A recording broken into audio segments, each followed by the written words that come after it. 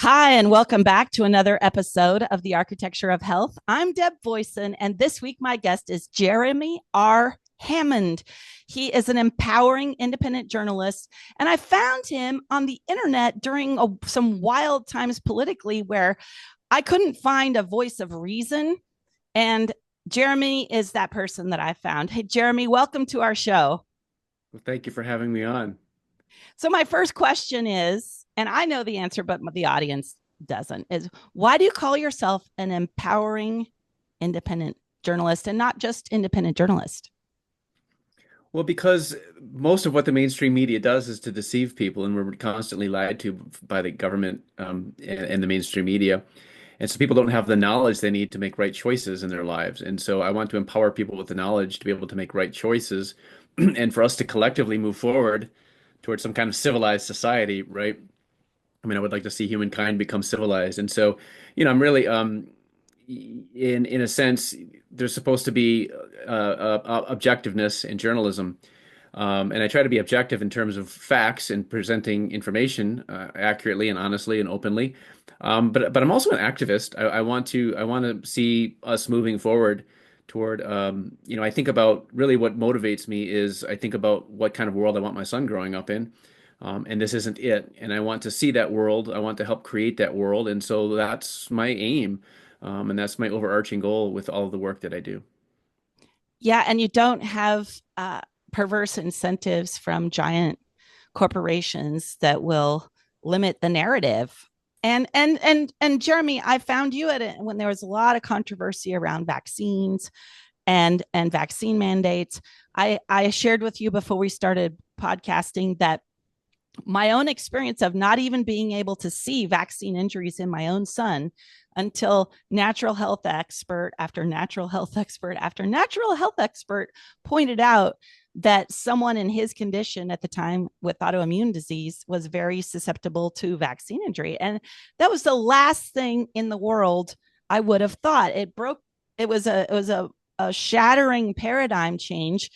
And knowing that it was that hard for me to accept it, even from three professionals I was paying thousands of dollars to, I realized, wow, this is a really no wonder it's so hard for other people to want to talk about it. That I wasn't even willing to look at it, but now it's gotten into the discourse, into the mainstream conversations. But right now it's very polarized. I get attacked if I say I want to make America healthy again. Even if I say regenerate health in the USA, I'm trying to take it away from the realm of politics and back to the world of policy.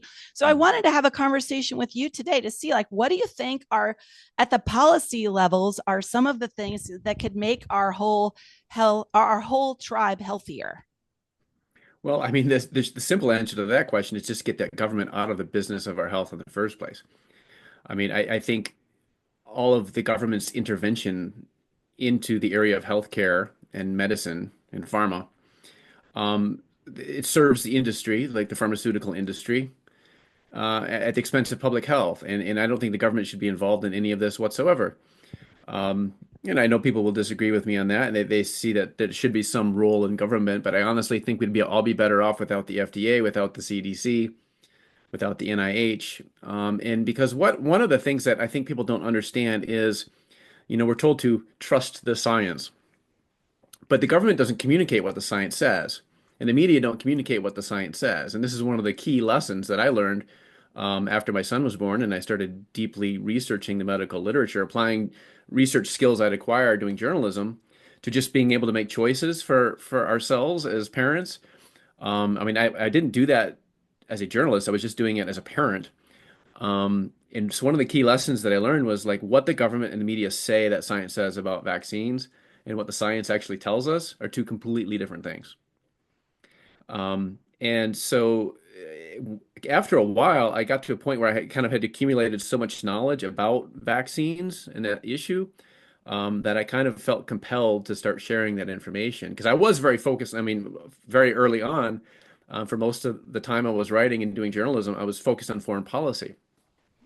And so it was kind of a shift for me to start writing about the vaccine public policy issues. So I think what people don't understand is how, number one, there's miscommunication about what the science says. And we're told science says one thing and it's just completely false. You can go into the literature, and vaccines are very controversial in the literature. It's supposed to be settled science in the public discourse. There's no questions about it. We're not allowed to ask questions about it. You're not allowed to question public policy. You're not allowed to question the CDC schedule, et cetera, et cetera. But you go into the literature, and it's very controversial, all of these questions. And so that's the first point. But then also, there's a lot of perversion of the scientific process. And where you get these studies that support the policy and they're written by scientists and they're designed, the questions are predetermined. And so they design studies and produce studies that support the policy as opposed to being objective and really taking, asking serious questions and designing studies to really objectively and honestly answer the questions. And so I think a lot of what people don't understand is they think of like science and the scientific community as some kind of like pure entity, and it's not. It's very, very corrupt. There's so much corruption in the science, and you can hear that from former journal editors. Editor of the New England Journal of Medicine has come out publicly and saying how the I forget her Marcel, I forget her name, saying also Richard Horton, another well-known editor of the Lancet, I believe. You get these people who work in the peer-reviewed journals and coming out and saying how the journals have just devolved into information laundering operations for the pharmaceutical companies and things like this, which is very true. I mean, there's so much corruption and perversion of the science, and a lot of it has to do with, of course, a lot of the studies are funded by the industry. I mean, the FDA, when it does a vaccine approval, it's not doing independent studies. It's not relying on independent research. It's just whatever studies that the pharmaceutical industries submit, those are the studies that the FDA relies on. So that's one thing, is that a lot of the research is funded by the industry. But then also the government funding is a serious perversion, because of course the government has its own policies, and so it's going to fund scientists to produce the types of outcomes that support the policies. So it's very corrupt, and I think people don't understand the influence of the funding on science. And so there's a big difference in the literature between the industry and government funded studies and the conclusions and findings of those types of studies versus truly independent researchers and what they're publishing. And so that's another whole aspect that people don't get, and because it's not talked about at all. We're supposed to think of like science as some kind of monolithic, pure agency, and it's not. It's a very corrupt community. I gotta check or add on a few things here. Yes, and this is a tricky wicket. The research needs to happen, and you're funding yourself as an independent journalist, and you rely upon donations from other people that want to support you. And research, I know I was a design researcher in Silicon Valley for 25 years, and research is messy. Good research is very messy.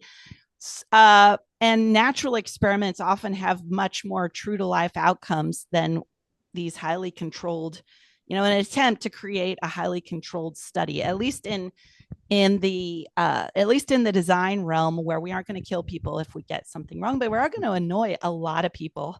I've seen people throw the product I was working on in the trash can.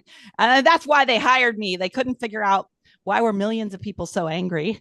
And then I got to go investigate. I was like this little journalist, like, what are people really doing here with this product? Oh, they're kicking it.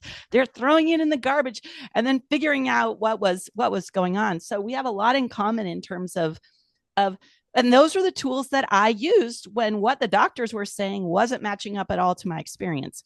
And I spent 10 to 20 hours a week for years figuring out, learning how the body systems work and what worked for the autism community, those people that regained, that became verbal again, what worked when people got rid of Alzheimer's or autoimmune disease. And then I was looking across the commonality, and what I was really participating in was crowdsourced medicine, where all these people who had pure intentions, which was simply to heal their family and share, their findings. But we would have to be in secret little groups.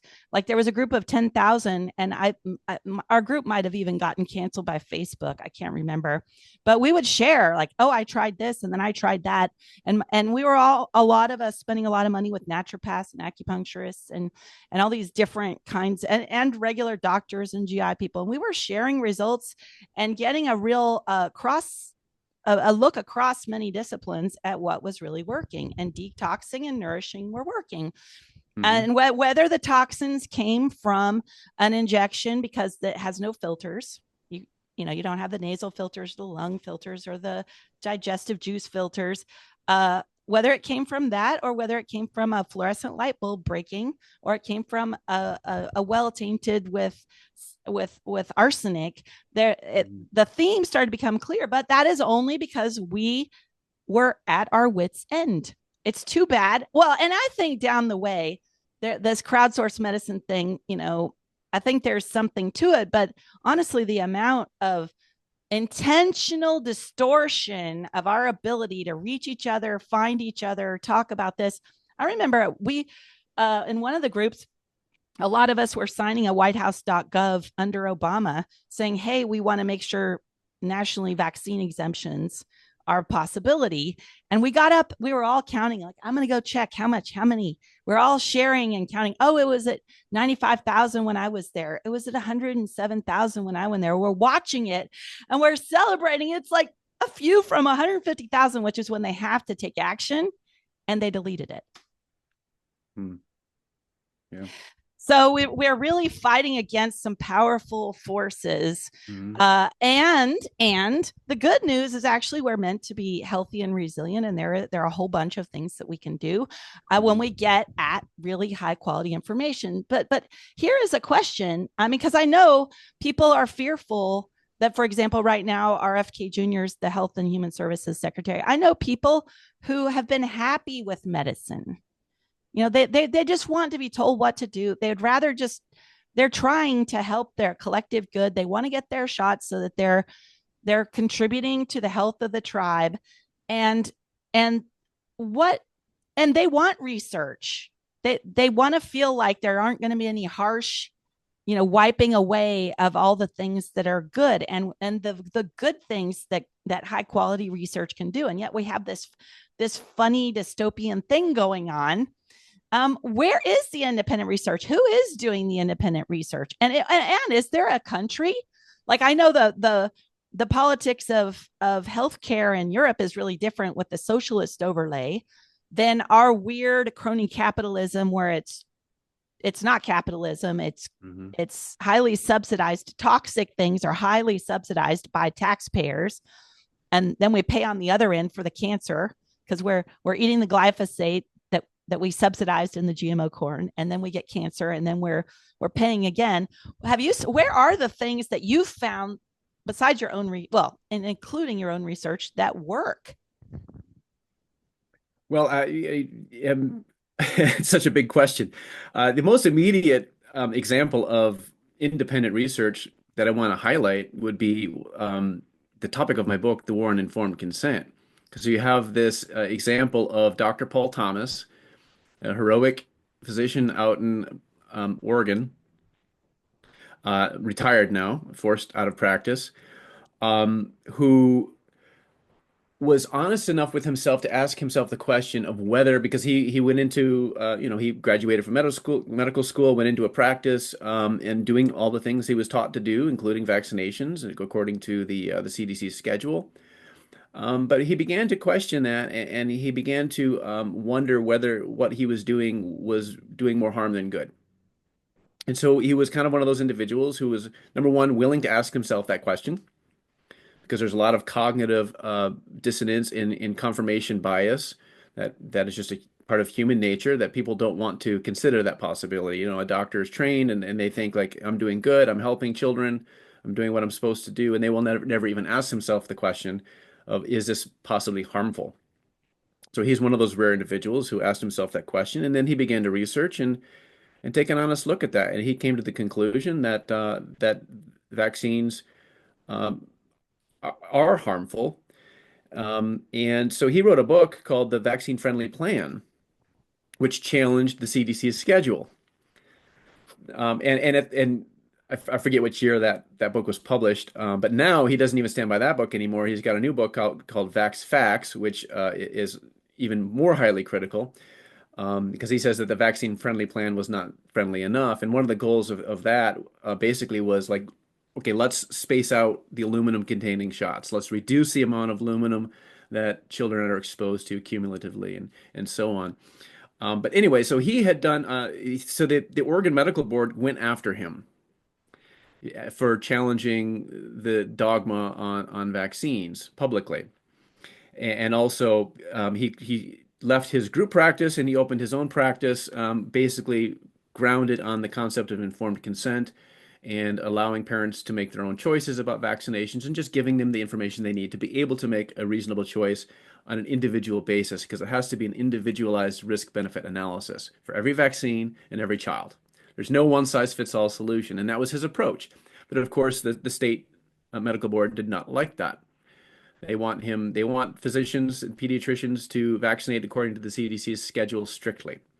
And so they started going after him, and they demanded that he produce peer-reviewed evidence to support his approach, his alternative approach, which was ironic because, of course, the CDC has never done a study to support its approach of the CDC's schedule. There's a lot of false information. I wrote an article some years ago about the Washington Post lying about this, where they say that no vaccine is added to the CDC's schedule until it's been studied, both given individually and with all the other vaccines on the schedule. Completely false. False. False. False. And we can turn to the Institute of Medicine 2013 report, which explicitly stated that the CDC schedule as a whole has never been studied. So that's just a falsehood. And so the CDC hasn't done this type of research. But nevertheless, Dr. Thomas did his own independent analysis. He and Dr. James Lyons Weiler, who was the data analyst for the study, they used his patient data and they compared health outcomes, a broad range of health outcomes between his variably vaccinated and his completely unvaccinated patients. And it was the outcome is just staggering when you look at the graphs that they use, and they graph the difference in health outcomes. It's very clear that the unvaccinated children in his practice were the healthiest by far of all his patients. And it's just remarkable. The graphs in the study speak for themselves. But of course, so that's an example of true independent research in asking the right questions, and a very well designed study. It was retracted by the journal editors after receiving a complaint letter on a completely bogus pretext. In fact, the journal editors didn't even really bother to even explain. They just said that there was a complaint about the study and then they're retracting it. It was really a fraudulent retraction because there was no basis whatsoever on a scientific rationale to retract that study. But that's another example of the type of censorship that is occurring. And you can't, it's very easy to if you create a study that supports public policy with its conclusions, well, that's going to be easily published. But if you're going to challenge official dogma, you're going to run into a harder time getting published in the first place, and you're more likely to be retracted. And there are studies that look at these questions, and they support that. And so that's an example of independent research. But as you were asking me that question, I was also thinking of my own experience in just dealing with, I had a problem of leaky gut.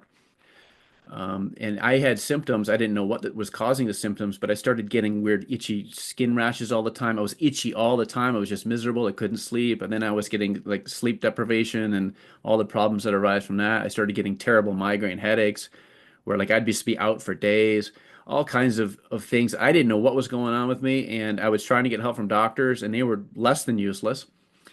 And I so ended up just going into the medical literature and researching my symptoms for myself and finding the answers that I need. And I literally had to diagnose myself as having leaky gut. And then when I would try to explain to the doctors that I was trying to get help from that I think I have leaky gut, and they would literally mock me And it would say things like leaky gut doesn't exist. And I figured out later why they would say something like that, that it's not a real condition. Well, because there's no medical diagnostic code for it.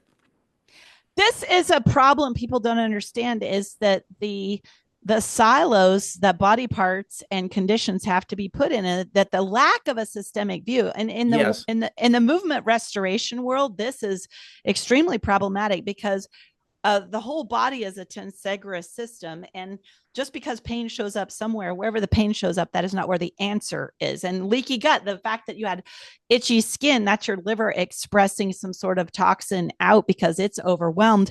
And once you start look at systems and not symptoms, and that breaks the old and kind of empirical models of how you organize and delegate, and it kind of like the cadaver model of movement too, is they took apart the dead thing and looked at the different pieces, but it's the biodynamics of the whole that have to do with the pumping of the fluids and the detox and all that. So I'm similar, like my son, I became like thrilled at how much I could figure out. I would use PubMed.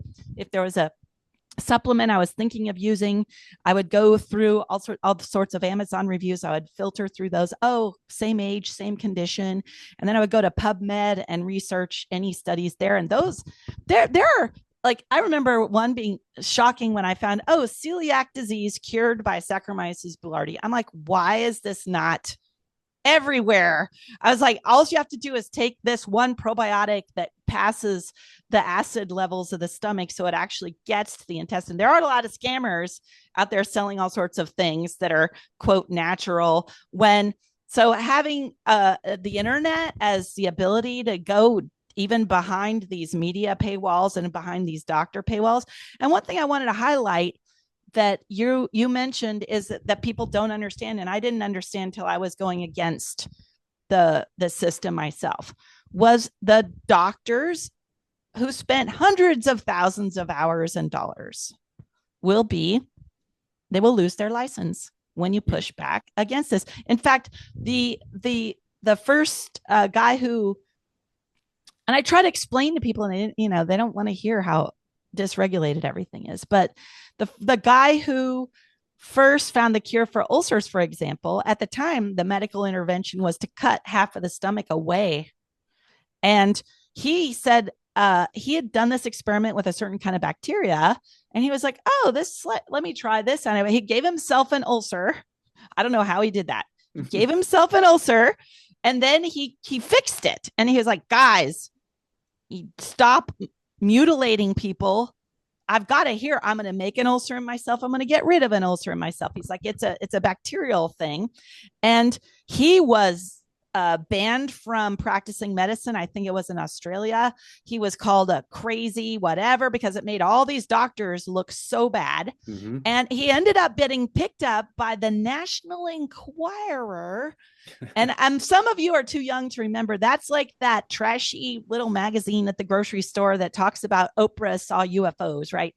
They picked up his story, and Americans saw the sense of it, and people started and turned it around. So people like you and me helping bypass these gatekeepers is really also what the strange new world of this election was. How many podcasts and independent journalists started to work outside of the legacy media kind of stranglehold on public opinion. But like I said, there are a lot of people feeling hurt and stuck and confused and scared about what really works and what doesn't really work. I love that you referenced the Vax Fact. I'd heard about that study. In fact, I remember for years being able to reference, oh, that unvaccinated kid, he looks pretty good.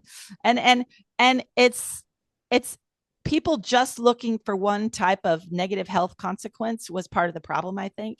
Like just autism and a vaccine. And it gets too local. It's a whole series of neuroimmune. It's Tourette's, it's ADHD, it's dyslexia, allergies, it's food allergies, asthma, autoimmune conditions. It's a whole slew of things. And that's why also, as I was doing my research, that there were systemic things that worked for all of those. There are systemic repair approaches that work for all of those. Okay, so but here we Gut health are. is super important as an example. Yeah. And it relates to all of those issues. You mentioned PubMed. I want to just to clarify for your audience. Yeah, that was one of the resources I was going to both when I was researching vaccines to make decisions for our son, and then again when I had my I was having these weird symptoms and I wanted to figure out what was going on. So it's pubmed.gov,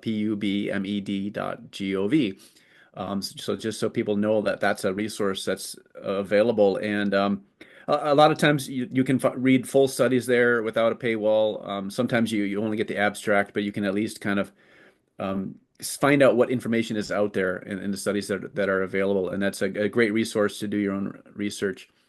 So I definitely want to mention that. And we're also kind of getting into the whole issue of medical licensing and how it's used. It's weaponized to silence physicians who don't toe the line and don't um, they don't serve as high priests of the vaccine religion. Um, and it always has been that way. In fact, I did some research and I did an interview with Brittany Schaffer on this of the origin of medical licensing in the United States, and it was actually a consequence of lobbying from none other than the American Medical Association, the AMA, who essentially wanted to establish themselves as a monopolistic medical authority. So the government granted them that monopoly, essentially. And this was at a time when mainstream medicine was still doing things like mercury treatments and bloodletting, and I mean they were real quacks, right?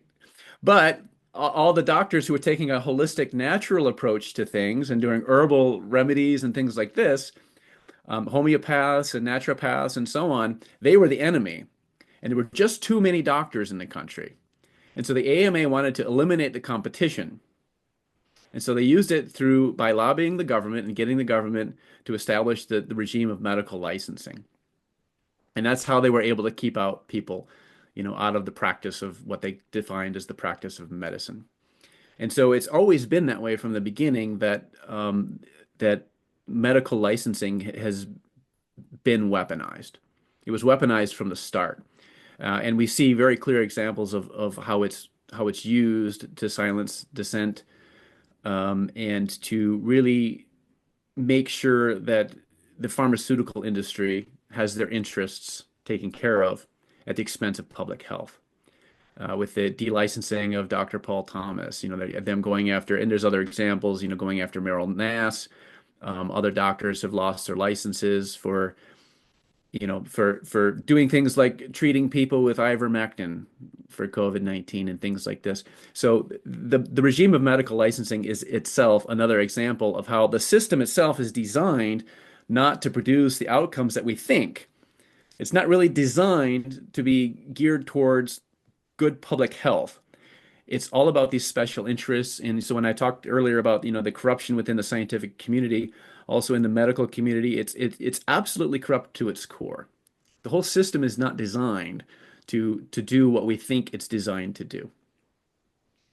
And I've started to refer to the medical system in the United States as emergency medicine.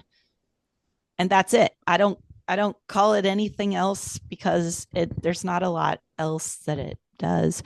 And I remember when my son's issues, he had a floppy larynx, was having a hard time breathing. It's a long story, but I remember being at Stanford Hospital Satellite, and one of the residents was like, well, you don't treat a car crash victim with herbs. And because I had said, well, he's been trending better because I'd been working with a naturopath. I've been working with what food I was eating as a breastfeeding mom. And then the crazy thing is they went ahead and they treated him like a car crash victim, did this surgery, and they misdiagnosed. So, and then guess what worked? Me changing my diet as a breastfeeding mom so that his leaky gut didn't keep getting activated. So the acid reflux did. I mean, it It was a train wreck. And, the Yeah. real car crash was them.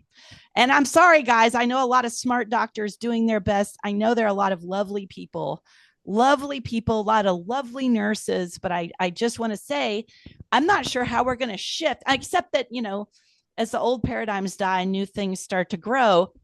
I'm not sure what I would do if I was dependent upon a prescription drug right now. Except I will say this, during COVID, I was lucky enough to kind of be in direct contact with 4 of Biden's dirty dozen, the misinformation dirty dozen. There were people answering my texts, and I was I figured out I was getting banned everywhere and getting flagged. If I used the word vaccine, it was deleted or censored. And I was kind of like, pew, pew, pew, pew, pew, pew. And I found a loophole in Instagram. If I posted stories that were videos, they couldn't keep those from getting over to Facebook because they were automatically published. So I would hand embed things in video graphics to get them over. And for a little while, my 300 daily story followers had 100 million followers. So I felt like I was Harriet Tubman in the railroad, sneaking this data about how great life could be and how healthy and resilient we can be. And don't let these guys scare you. And the crazy thing is just how offensive that is to people who feel scared. It's triggering. And honestly, yeah. And I'm not exactly sure what to do right now. I was so happy. I heard Make America Healthy Again. I was like, this is it. Everybody will understand. We're all on the same team. Health. No, dude, it's that people are triggered. How are you handling? Okay. And I'm skeptical at the same time if health has been politicized. Health was politicized during COVID. Health is being politicized now. That lack of intellectual curiosity and discourse and conversation and civility is what's breaking us down. And yet it could be the very best issue from a policy level. I expected by now this administration, because I was hopeful about RFK Jr., that glyphosate, just one thing I would love the government to do is just ban glyphosate. And so if someone was serious, I think that would be, I wouldn't mind the government doing that. How do you think about that? I think glyphosate exposure was one of the major causes of my own leaky gut because I just was unaware of it. And so I wasn't aware of how much, the foods and things that I was consuming, of how much exposure I was getting until later on. And I just kind of started doing my own research and then I learned about it. I'm absolutely certain that was a major factor. But I don't think that necessarily things like this necessarily need to be banned. I think the government just needs to stop protecting. We need to have a free market because the government facilitates, companies like Monsanto, and it facilitates their dominance in the market, which if they operated in a free market without the use of government force, they could never dominate the market the way that they do. It's because, again, it's like the pharmaceutical industry with the 1986 National Vaccine Injury Act and how that law granted them broad legal immunity to protect them against vaccine injury lawsuits. So the government, we don't, you mentioned it earlier, we have crony capitalism. We don't have free market capitalism. And that is precisely one of the fundamental problems. So that you have all of these mega corporations like Monsanto and the pharmaceutical industries, and they just come in and through the use of government force and the protections that they're granted by the government, including protection from lawsuits, that's how they kind of gain dominance and really do just wreak so much devastation on health, really. And so I think fundamentally that would be more of my approach is like let's just get the government out of it and allow the market to operate because the Yeah, market does have restore functions. liability, restore full liability. Yeah, yes, If yeah. since medicine is the leading cause of death in the United States, if people were actually held accountable and Hmm. the major industries weren't protected, we could use now. At the same time, I know these poor moms of autistic kids, they don't have the money. They don't even have the money to sit 7 years through vaccine court to hope that they get a little bit out of that. Yeah, And so yeah, if there was full legal culpability for all of these exactly. mistakes. Yeah. And and then even these dangerous procedures, I know doctors have rising, huge malpractice insurance costs, and and things that are dangerous would get so expensive, people would spend the $100 here and there working with someone like me that could prevent the hip surgery. But right now I look expensive. Hip surgery looks much cheaper than doing a couple of personal sessions with me, which drives me nuts. And part of this is I don't like to freeload. If I can get my own hip restored, I'm not going to make you pay for my decisions. I just the other but there we still need a safety net for the truly disabled, and and for emergencies. That's what an insurance system is for. But I hear Right. what you're saying. We have to take out some of uh these, like, organic food should be cheaper than food made with hundreds of chemicals, but it's not, because those Right. chemicals are Right. protected and Exactly. subsidized, and the farmers are incentivized to grow poison, and there are extra licenses and fees just to do something organic. Right. And this goes back to what I was saying earlier. I think would be better off without the government interference because why is it that our food supply is allowed to become poisoned? I don't think in a free market system that would ever happen because the consumers would not tolerate it. But the reason it's tolerated is because the consumers just think, oh, well, we have the FDA and the USDA and the EPA, they're watching out for us. And so there's this trust that's completely misplaced. And if it wasn't for those agencies giving the rubber stamp of approval to this system of literally poisoning our food supply, it would never happen. It would never happen. And so this is kind of it goes back to that point I was making earlier, of I really think that if we didn't have crony capitalism, and this is a big thing, people look at the system that we have today and they confuse it with the free market economy. And they think, oh, well, we need more government regulation to solve this problem because look what the free market has produced. Like, no, no, no. That's completely wrong. It's a complete misdiagnosis of the problem. All of these problems that exist are precisely because we don't have a free market economy. We have massive government intervention into every aspect of our lives. And healthcare is certainly no exception to that. It's atrocious. I mean, why do people think healthcare is so expensive and unaffordable? It's not because we have a free market in healthcare, I'll tell you that. It's precisely because of all the incessant government interventionism. So yeah, I think that's an important distinction in issue to point out.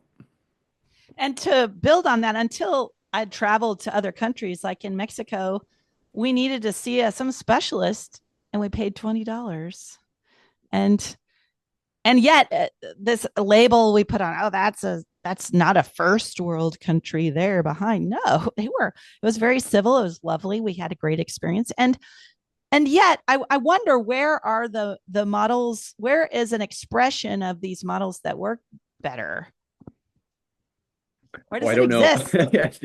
I think most countries of the world have um, such government interventionism that I don't know if there is a model that exists anywhere realistically of an actual free market in healthcare. So I don't know. I can't think of one for sure. But I think it comes that government interventionism creates perverse incentives.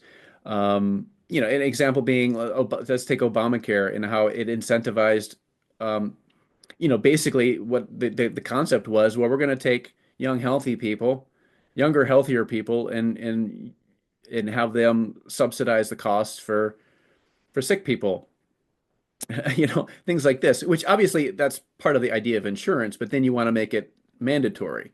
It's not optional, right? So, you can't get a plan that is, I mean, at least originally, I know the law has changed over time, but originally, as Obamacare stood, the so-called Affordable Care Act did nothing to try to reduce the costs of healthcare at all. But, they passed these laws that have these, euphemistic names. And so it's just like incentivizing poor health decisions and things like this, rather than trying to incentivize good health making decisions, and healthcare decisions. So there's just all kinds of perverse incentives that are created through incessant government interventionism and these things. And of course, it's designed to serve various industries, the insurance industry, care providers, pharmaceutical corporations, and the healthcare providers are essentially glorified drug dealers who work for the pharmaceutical industry, which is why, you go in with a problem, the symptoms of leaky gut, and they just want to prescribe you some prescription medicine to treat the symptoms. That's just going to cause you more problems. Like for me, my skin issues, they wanted to just, okay, you're just gonna have to take Zyrtec for the rest of your life, like a antihistamine. Then started Sunday. causing me like heart problems, like from eating it all the time. And so I was able to get off of that. I was able to heal my gut. I don't need prescription drugs. I go into the doctor, you go into to a clinic and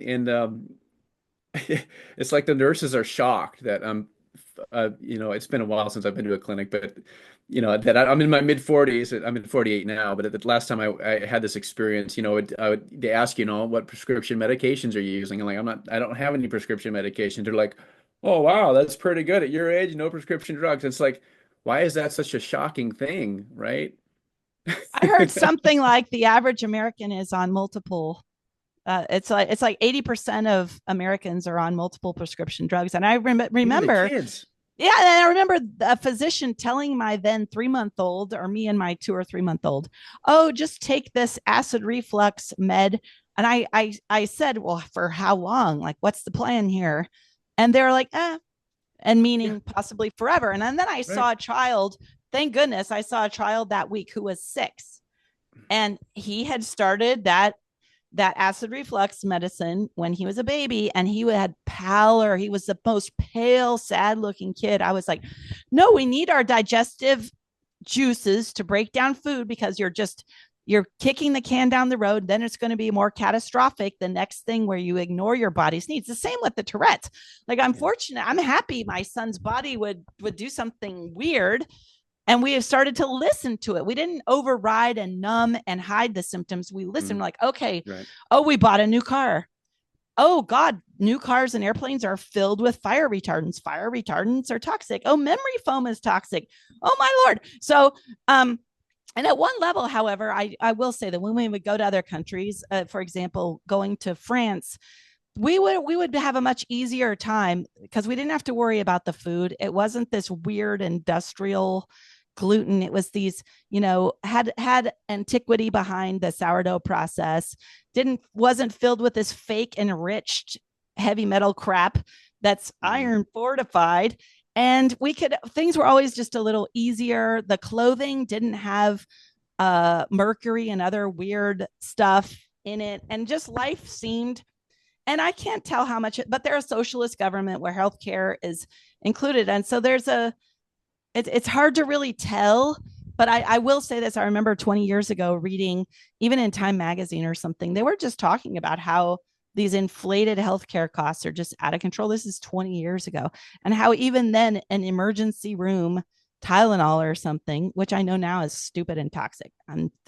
Anyhow, Tylenol, let me go into that in a second. But they were charging $200 each if you're getting in an emergency room and you need a Tylenol. So bring your own Tylenol. And yet, Mhm. I've only recently learned one of the problems with vaccines. Check this out: is the kid gets the shot, they're having Yeah. an allergic reaction by Yeah. design, and they're reacting to more than just the virus. They're reacting to all the preservatives and the DNA of the embryonic tissue that was used to grow the culture, whatever. A Yeah. lot of autoimmune causing. Your body is smart. Autoimmune is not your body eating itself and it's attacking something else. And what do? The kid's uncomfortable. Kid can't sleep. They've got a fever. They're uncomfortable. Yep. You give them Tylenol, Yep. acetaminophen. No, that is one of the reasons the vaccine reactions have been so bad. I only learned recently that it disables your body's ability to produce glutathione, which is the native Mm, detoxicant. And you yeah. can take external exogenous glutathione, you can take it, but it will not pass through the membranes and be as effective as one that your body produces. So and then the number of people that die a year just from Tylenol, liver failure, it's staggering that, yet that's what's easy and permitted. And so I really think the key here is the information sharing, like we're doing now. Mhm. And but what from a but yeah, do you have health insurance? Like, how do you handle that industry? Yeah, I mean, I think health insurance is important, but it should serve as real insurance, right? I mean, like the idea that, well, you can get insurance after you get sick. I mean, you don't go and buy insurance for your house after your house burns down. You buy fire insurance before your house burns down, right? So the whole idea that you could, that they wanted to force insurers to provide insurance to people who are already sick, right? Or they already have the condition. Um, and I can understand why people think that that would be a good idea, but it just creates this perverse incentive, and that's why then they understood the economic consequences of that. I was like, well, if I can get insurance after I get sick, well, then I'm not going to get insurance. I'm not going to pay for insurance now. I'll just wait till I get sick and then I'll buy the insurance. And so it created this incentive for people not to get insurance. And so that's where the mandate came in, right? That's why they said, but so then we have to force people to buy the health insurance because we can't give them a choice if we implement this policy. Does that make sense? So that's literally where the mandate came from in the ACA and the Affordable Care Act and the Obamacare thing. So this is what I mean about the perverse incentives. And so healthcare or health insurance is a great idea. I think we should have health insurance, but the government needs to get out of it and not try to dictate to insurance companies what kind of types of products and to limit the products that they can offer to us. Like I personally would like a high deductible, low premium plan. I can't find one. There's not one available to me because they're not allowed to offer me the type of plan that I want. You know what I mean? So I think I just think that if we had more free market competition and if providers were able to produce the types of services that customers want without being told, no, you can't offer those types of services. You have to limit your policy plans to what we say, and they have to fall within these guidelines. I just think that that's the wrong approach. I think we ought to have more competition, and that would drive the prices down. I mean, one of And the reasons that prices are so high is the essential. We have a medical cartel in this country. I was going to say that one of the themes I've heard in our conversation is a reminder: the antitrust laws. What happened? The government used to break up monopolies, and what's happened to that? That they're not doing that anymore. The monopolies are running the government. Well, it's yeah. If we look at the economic history, so a monopoly in a free market system is really challenging to create. It doesn't because there's always going to be competition, right? And so the only way that a monopoly could really arise in a free market system is if the company really just is able to do a better job of producing a good or service at a lower cost. That it's just more efficient to allow that one company to dominate that market, that industry, than for competitors to try to enter the market and compete with it because it's just like it just does such a great job. It's providing such a great service to the public that there's no desire for any type of competition. Whereas if we look at the actual monopolies that exist, they're all created by the government. And the best example of that is the Federal Reserve. We have this privately owned bank, yes, but it's a government legislated private monopoly over the supply of currency. And so anyone who thinks we have a free market economy, well, no, we don't. And by virtue of the fact that the monetary system itself is a government legislated private monopoly. And so that's a good example of how, people have this idea that, well, we need the government to stop things like monopolization in the economy, but actually we don't. It would work if we just let things work. Yes, correct. Yes. And That's so kind of similar with the body. If we just create an environment where the body can heal, often yes, it's getting rid of these intrusive forces it's that are just self-regulating. That's right. exactly. That's a really good analogy. Well, wow, Jeremy, I love everything that we've talked about. Any well, one last question is just tell us a little bit about your book, The War on Informed Consent. Sure. Yeah. I had the opportunity to interview Dr. Thomas after his. So I kind of told the story a little bit of how he had published the study with Dr. James Lyons Weiler, showing how his unvaccinated patients were by far the healthiest children in his practice.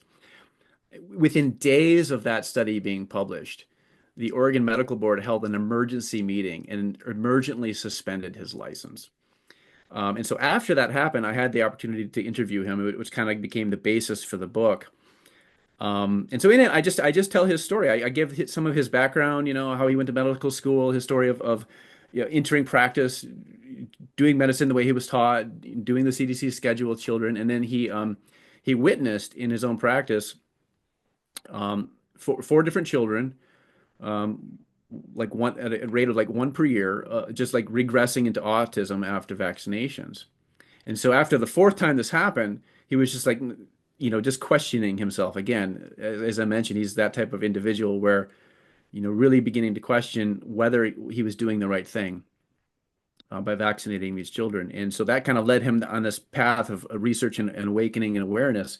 And so I tell that story. I also give a lot of background, just, of um, to understand the vaccine controversy, in the public discourse, like anyone who dares to question public policy is considered, an anti-vaxxer. They have this derogatory label, and so on. And so I give a lot of background, all the background information you need to understand what the controversy is and how the public is being lied to.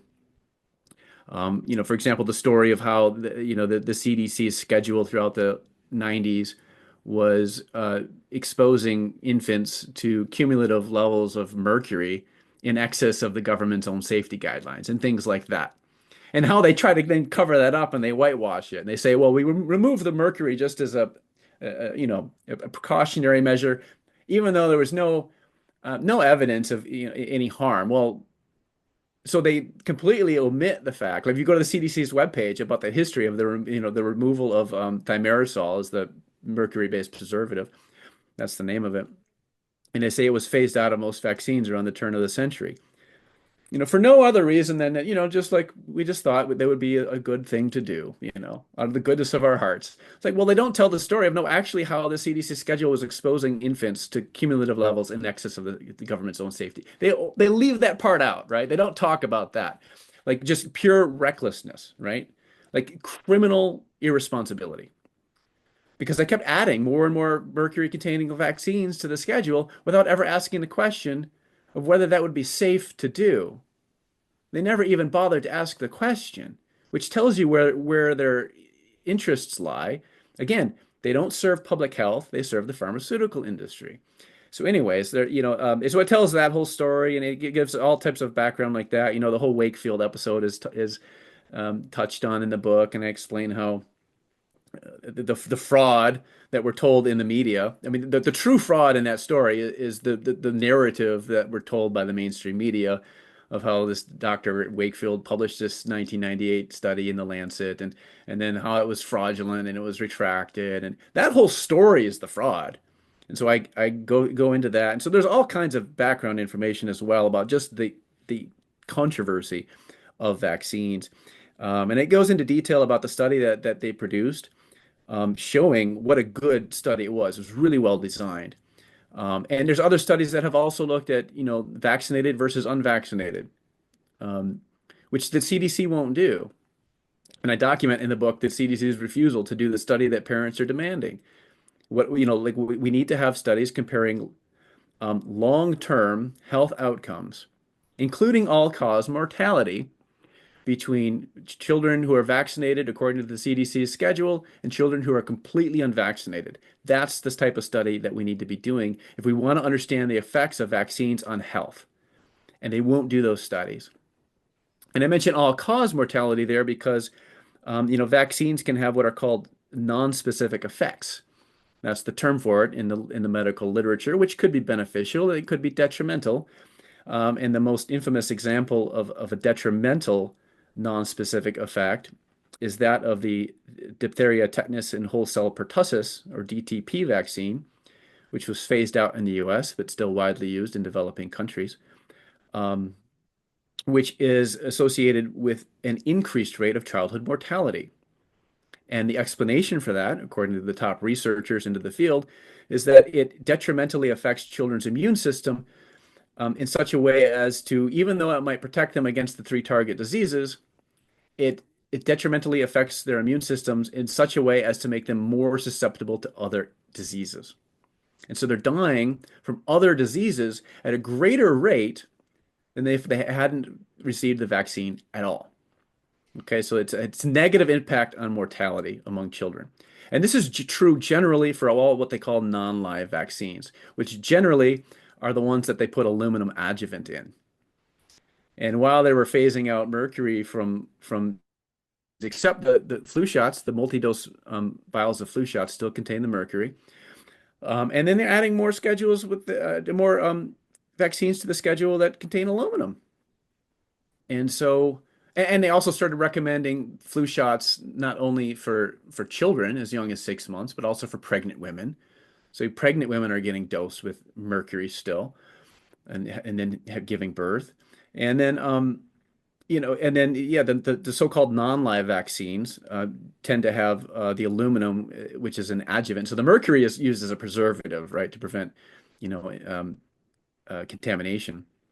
But the aluminum is used as what's called an adjuvant, which is essentially designed to cause a more inflammatory immune response and downstream production of antibodies. So it's basically the industry uses the aluminum to get the antibody levels up to the point where they can get the FDA licensure, because which is a whole other fraud, where they just measure the antibodies and okay, if you have an antibody titer of such and such a level, and therefore we consider that immunity. And so it's like this a surrogate measure of immunity that they use, which is completely fraudulent also, and that's a whole other, I there's all need kinds to of scientific fraud and everything the FDA fraud. does. Yeah. And I wanted to add, I love that you bring it back to all-cause mortality. I remember reading this book when I started to wake up, reading this book called Death by Medicine. And it basically talked a lot about the study design of many prescription drugs. And for example, with statins, they only checked whether it changed the desired cholesterol level, right? But they did not measure all-cause mortality, when in fact it was making people die sooner. Right. And still, everybody turns 50 and they're told to go on a statin, even though it's been debunked for a long time. In fact, we need a certain amount of cholesterol in our system to allow the sunlight to become the different forms of vitamin D that we need for our energy production. Vitamin D is one atom different from cholesterol, the molecule.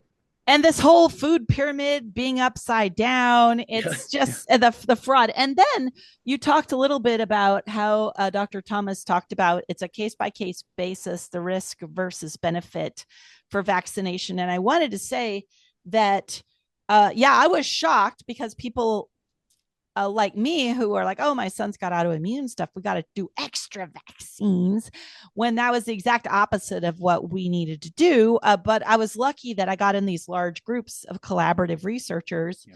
And we created, or someone in the group shared a list that through these, many thousands of conversations and basically a naturally designed organic study, they came up with the list of 100 things in rank order that would up your risk of a vaccine reaction. And I took that list and I was like, shouldn't every doctor, and I saw at the top of the list, like the mom having had a bunch of medical work. I had all sorts of weird mercury, and actually dentists were getting disbanded or losing their licenses if they refused to do mercury fillings, because that made the industry look bad. Dentistry was another one of our things that we had to go through. So anyhow, why I'm saying all this is that there are a lot smarter ways to do things. There are a lot better ways to design studies, and the underlying incentive. I was surprised. Well, back when Bernie was cool, in 2016, he was on the Senate floor, or in a committee. He was in a committee meeting explaining, hey, guys, medicine is the top cause of death in the United States. I was like, oh, my God, that was really a huge awakening for me, just as California was pushing for no exemptions of any kind of vaccines. And I remember that started this rabbit hole, going through all these different rabbit holes, till I found even PowerPoint decks from a pharmaceutical company that was presenting I don't know if it's to the CDC or the World Health Organization, but it was this PowerPoint deck that some salesperson was giving, and they were like, "Guys, here's the plan. We are going to mandate that every man, woman, and child on the planet gets a shot every single year through all of every year moving forward. This is the most profitable thing we could possibly do." And I saw that, and I worked in corporate America for so long. I knew exactly what a PowerPoint presentation that a salesperson would be giving would be looking like. And when I saw that, that prepped me so that when I saw all this media inflamed fear trance stuff around this next flu, this next thing, I started to see that all of these media sources were entrained in the same hypnotic fear talk. And I was like, oh, because they want every single one of us to get a shot every single year for the rest of our lives. And I did not get the COVID-19 shot. Thank you. Never got COVID. Thank you. I don't even know what all that was. I just knew we weren't doing it. Yeah. But I'm telling you, Jeremy, okay, so a family that doesn't want to vaccinate their kids, there are a lot of schools they can't go to. What do you do? Well, that's a really tricky question. I mean, we have homeschooled our son to date. Although we recently just looked into the option of putting him into a charter school. And I had always been under the impression, and this is, one of, not certainly not the only reason, there's many reasons to homeschool, but one of them is here in Michigan, the government wants you to sign what's called an immunization waiver form, which basically says, yeah, I admit to being an irresponsible person. I'm putting my son and other kids at risk. They don't put it in those words quite, but essentially that's what they want you to sign. And I'm just not going to sign that document. And so it just seemed to me that putting him into any so-called public school, which is any school, including charter schools that receive any public funding, it just seemed like not an option at all. And I only recently, and I can't believe I only recently learned about this, but actually, that requirement is not a requirement of the law. It's not a requirement of the public health code here in Michigan. And so I recently learned that actually it was just a rule. It's an administrative rule issued by the Michigan Department of Health and Human Services, which has no lawmaking authorities, right? It's an executive agency. And so they just have this interpretation of the public health code where they say, well, this is what we want people to do. But actually, if you look in the public health code itself, it just says that the parent can sign a waiver and deliver it to the school administration. And it's just saying that the requirements of the vaccination requirements cannot be met because of either a religious or other objection.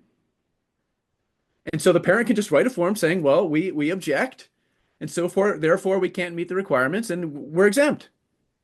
Literally, it's in the public health code that's what is supposed to happen. But now the government, the HHS has come in and said and intervened and saying, no, you have to get an official certified waiver from us. But that's not what the law says. And so it blows me away that I didn't know this. I've been living here all this time, homeschooling, and thinking that, oh, well, that there's got to be some law that requires parents to get this waiver, right? Because that's what they tell you. They tell you that it's a requirement of the law. In fact, the waiver form itself says right on there that it's a requirement of public health code, yada, yada, yada, and they give the sections. But you go and look up those sections. That's not what it says at all. And so there are things like this, and obviously it's going to be different in every state. But like you really have to, number one, read the law for yourself. If they say the law says something, look it up. Just Google it and find the law and read it for yourself and see if it actually says what they say it says. And then the other thing is find organizations like here in Michigan. I learned about it because I was just looking into it, and we have this organization called Michigan for Vaccine Choice, and they had put in all the legwork and done all the legal research and gotten professional legal opinions about what the law says versus what they say it says and so on. So find an organization like that in your state, and hopefully other states have similar types of organizations. I know many states do, and just try to get the information to see what can be done about getting a waiver of some kind if you need to be in the public school system. Otherwise, homeschooling is a great option. I really encourage people to homeschool if they can. I know it's a challenge, Yeah. And but and I'd considered moving to another state because some yeah, states really protect medical rights and exemption rights. California is the absolute worst. And guess what? California is the Guess worst. what state has the very most autistic kids?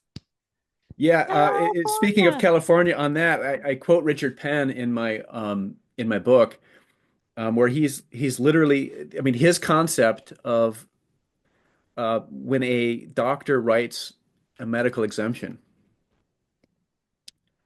This is him saying this. He wrote this in a journal article that he says that that's not the practice of medicine, but instead the doctor is performing an administrative function in service to the state. That's not a direct quote. I'm paraphrasing, but it's accurate.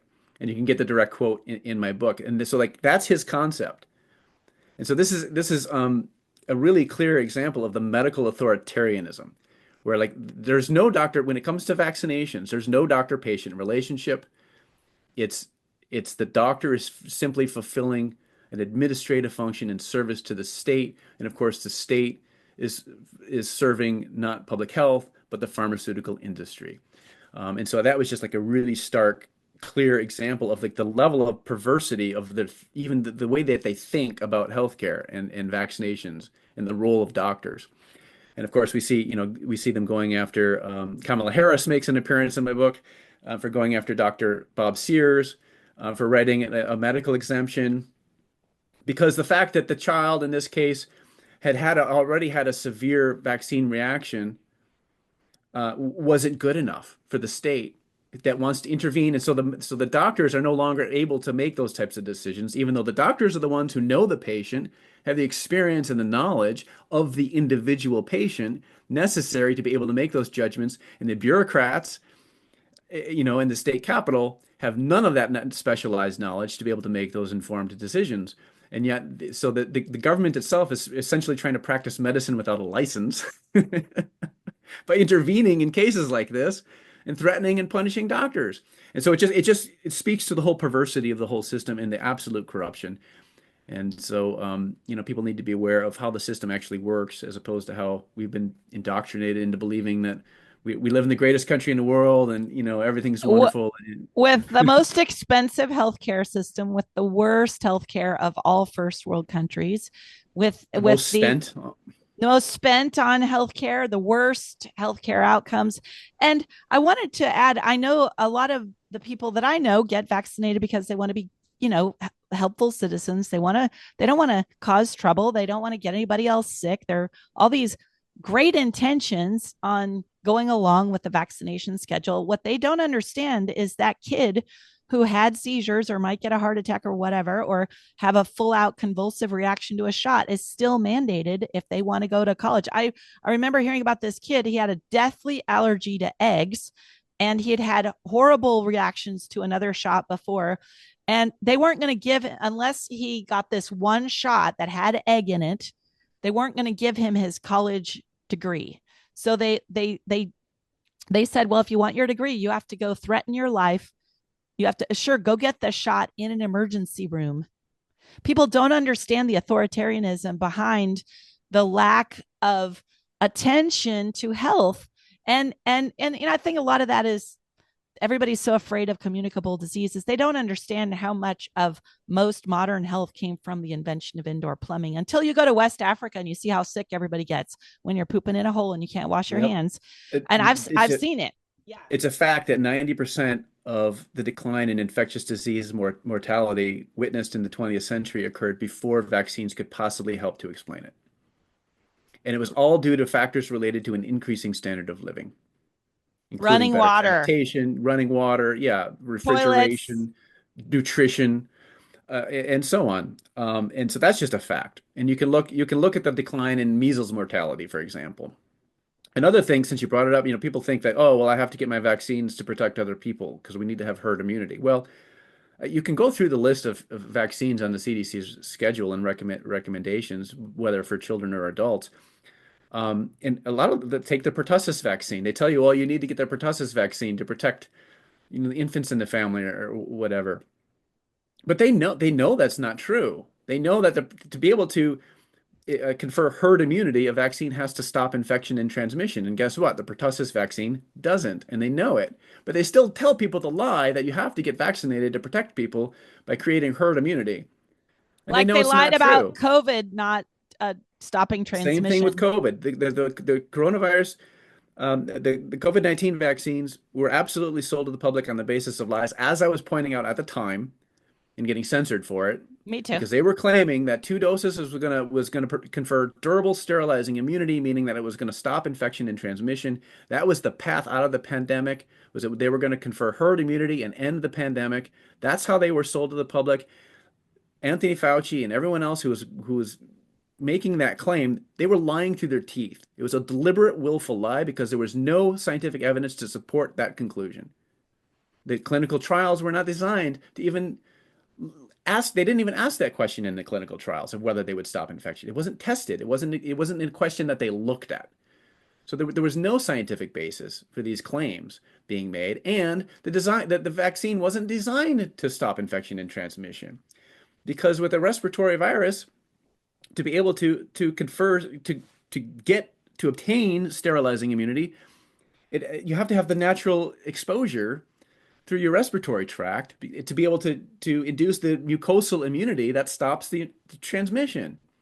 It stops the infection in the respiratory tract and it stops the transmission. That's the mucosal immunity, which the vaccine wasn't designed to confer. There's no mucosal immunity with these vaccines. It's an injection. It completely bypasses that route of exposure. You don't get it. And they knew that. I mean, this is basic immunology. And so they knew that they were lying through their teeth. But this is the thing that they are so willing to lie. And what does that tell you? Who do they serve? They don't serve public health. I always put the term public health in quotation marks and scare quotes whenever I refer to the public health establishment. The so-called public health establishment, because they don't serve public health. They serve the pharmaceutical industry, period, full stop. One thing about that conveyance of authentic immunity, also people don't seem to understand with measles, at least, and other diseases. If a mother gets a full blown infection, and then she can convey that immunity to that baby who doesn't have a developed immune system that first year. So why anyone would ever give a shot to a Right. baby that doesn't even have an immune system? They're the most vulnerable and small and delicate time of their life. And the problem is the mothers aren't getting the measles, so that then they're scared because the baby has no immunity and they're trying these artificial means to get it, when That's you right. could have lifetime immunity and you could pass along generational Yep. immunity at the time that the infant needs it the most. So That's uh, correct. but In fact, but there's studies covid on that. covid people were terrified. People, there something nasty was going around, and I tried the other day just to say, like, what, but ivermectin could have helped, and they're like, no, that's evil. And I don't know, these echo chambers are still here. I thought everybody had grown past all that. I cannot believe how much of a minority I am here in California. I Jeremy, maybe Michigan, maybe that's my next stop. No, I'm just kidding. But definitely more freedom, more health, Well, more Governor wealth. Governor Whitmer here literally had a policy, explicit, blatant policy of no, we're not going to end the lockdowns until everyone gets vaccinated. It was her policy. Oh my god! And it's, what's funny is, I know we've gone long. Thanks for your extra time. I just got to throw this in. So I knew there was this mismatch. I knew this thing was coming. I got some sense from people in Dr. Ray Pete's really regenerative eating sort of. Early on, they're like, "Watch out! This is a scam! Watch out!" And they were over in Europe or something, or there was a different timing, and I was like, "Oh yeah, here it comes! I'm in California. Here it comes!" And then I was terrified for the first 2 weeks. I was like, maybe those people were wrong. I was like, this is terrifying. This is terrifying. And I'm, using sanitizer on everything. I'm going to the store in my hazmat suit. And then I just take data, the raw data from the CDC website, and I start crunching the numbers myself. And I start comparing this county, to that country, to that state, to that. And I started to go, whoa, this is not what they're saying. I said, these outcomes, locking down doesn't matter. Wearing masks don't seem to matter. the rates of infection versus other flus and such, it's not that far off. I'm like, this is a and and so I Yep. had a lot of confidence because I'm a researcher. And people were like, "You're watching Fox News," and I said, actually, guys, Fox News is watching me. I said, I know what I'm doing. I'm not backing down. And oh, I can't tell you, I still have so many people that won't talk to me.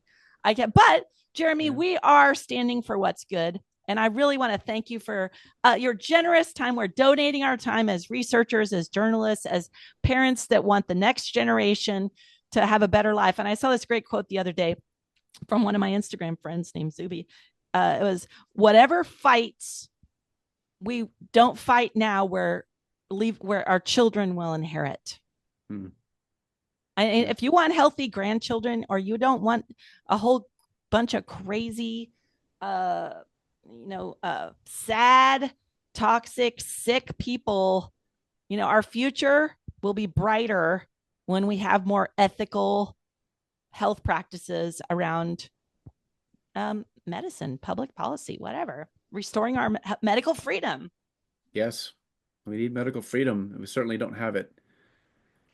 Well, Uh, I would love to make sure the audience knows how to. Okay, your book is called The War on Informed Consent by Jeremy R. Hammond.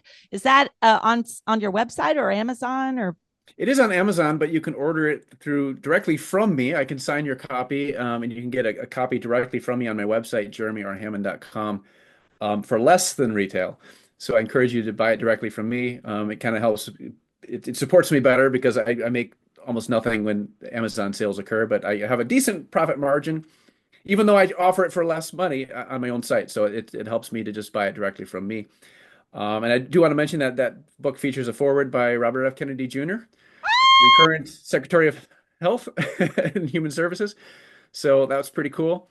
So check it out. Definitely, it's it focuses on the story of Dr. Paul Thomas, but it's kind of like um, it's like a portrait that kind of, if you understand that portrait, you can kind of see the big picture of what's happening. It's kind of gives a glimpse of just like one example of like and this is why I titled it The War on Informed Consent. It's not really the story of one individual. It's kind of bigger than that. And so the book kind of really gives a lot of information about the vaccine issue itself and really just kind of debunking a lot of mainstream media misinformation. I mean, they accuse anti-vaxxers of misinformation, but they're spreading government-approved disinformation. And that's one of the fundamental problems. So that the war on informed consent is not just about like school mandates and job mandates and things like this. It's also the systematic violation of the right to informed consent occurs also as a result of the misinformation, and people are deceived into choosing vaccinations because they're misinformed by the government and the media and the industry. And so that the book really does, I think, a good job of, and quite a short, it's not a very long book. It doesn't take a long time to read, but it packs a lot of information in. So check it You out. also report on a variety of other issues. You have a newsletter that people can sign up for via your website, and you also have some free content. So you're just a fabulous resource, Jeremy. I'm so glad to have met you and circled round. This won't be the last time we talk, I'm pretty sure, but thank you for being here. Well, thank you again for having me on. I appreciate this opportunity. Okay, well, that's a wrap. Bye.